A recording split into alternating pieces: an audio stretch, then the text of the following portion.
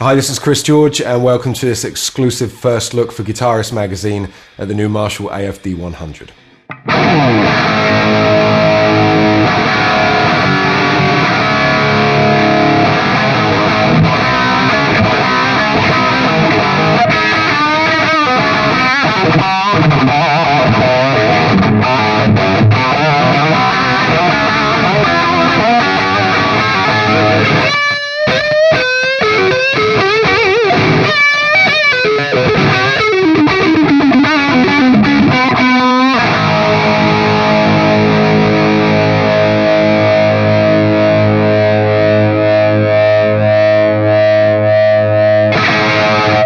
Okay, so the Marshall AFD100 is a collaboration once again between Marshall Amps and Slash. At NAMM 2010, we announced that we would be striving to recreate the sound of the Appetite for Destruction album, quite a sought-after guitar tone, and the actual amp that he used was surrounded in quite a lot of mystery as well. So here we are towards the end of the year now. The amps are in production. We'll be hitting shops any day now, and yeah, I just wanted to show you around it basically. So what we're going to do is have a quick look across the front panel.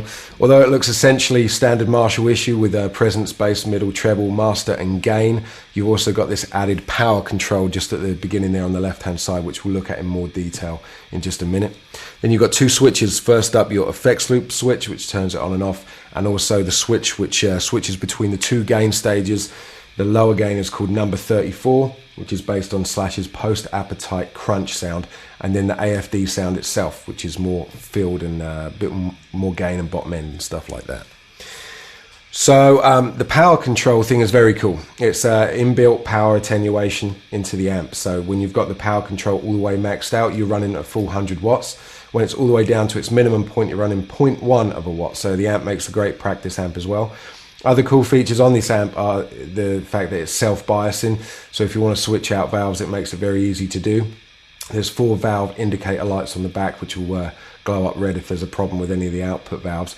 And also the effects loop control. If you're not actually using the effects loop, the effects mix can be used as an extra volume control as well. So when that's on maximum, you get an extra 10 dB jump for solos, or you can play around with it, bring that down if you want lower than the actual amp's volume to set a rhythm sound, and you can mess around with it and control that from the foot switch as well. So it's very cool. So the way I've got this set up is pretty much everything on 7. I've got the master volume and gain a little bit higher on about 3/4, and this is the number 34 sound.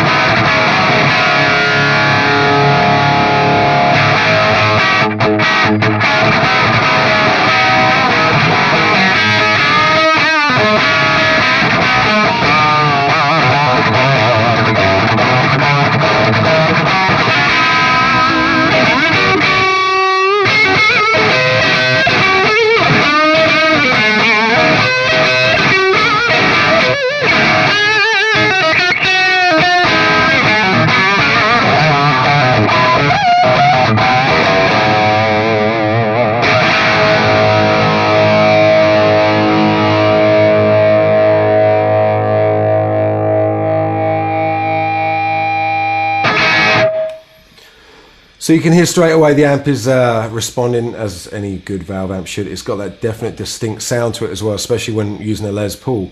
But the great thing is for me sitting here and the guys in this room as well is that it's not very loud, which is great because I've got the power back on just over 1/4, and the output valves obviously doing what they need to do anyway. So that's very cool. You can clean the amp up as well, leaving the gain where it is from the guitar. I can clean it up. Just giving it a little bit of guitar volume now.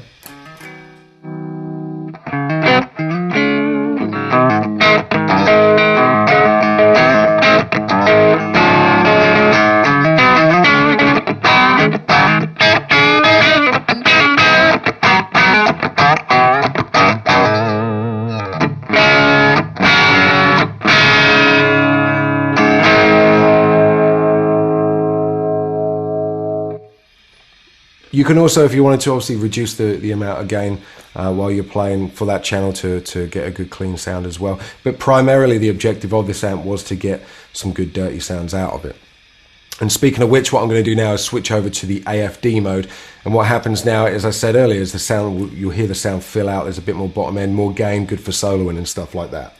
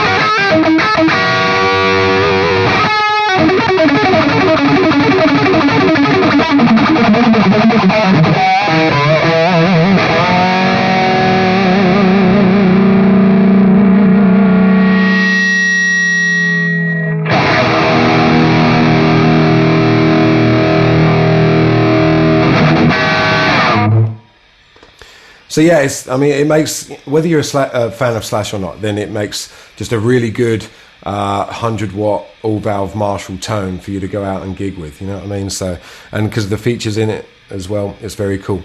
Powered by 6550 valves as standard, but as I said earlier, you can put your own valves of choice in there because it's very straightforward with the self-biasing thing going on in there. So that's about it. For more information, check out more at Guitarist Magazine or head to marshallamps.com.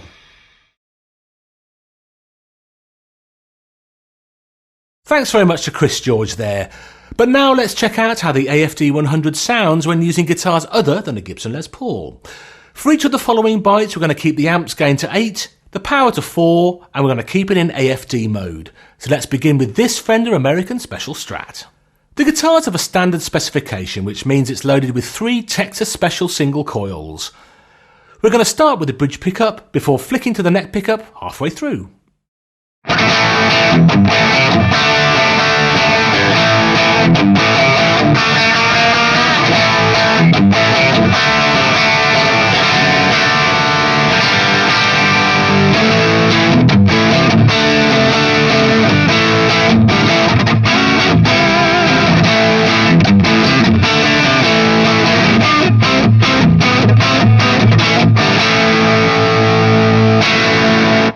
Now let's move on to one of the new Charvel guitars also reviewed in this issue of Guitarist.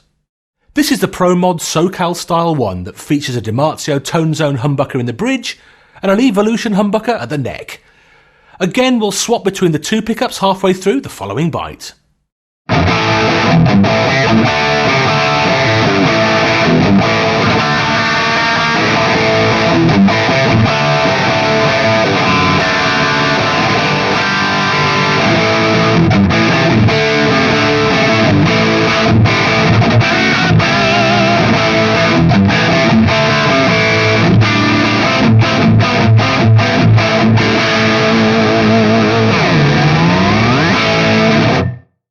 Now onto a guitar that's loaded with one of today's most powerful pickups.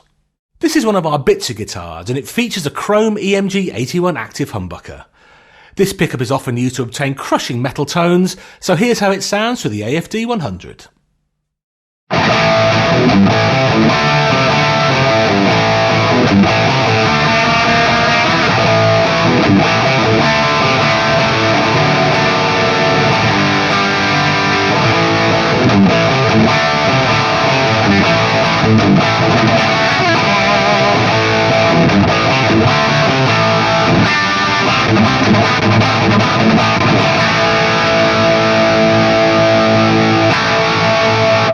And finally, back to a Les Paul. This particular example is loaded with a Seymour Duncan Custom Shop 78 humbucker, and it's not a million miles away from the look of Slash's original Appetite guitar, which, as legend has it, wasn't a Gibson anyway.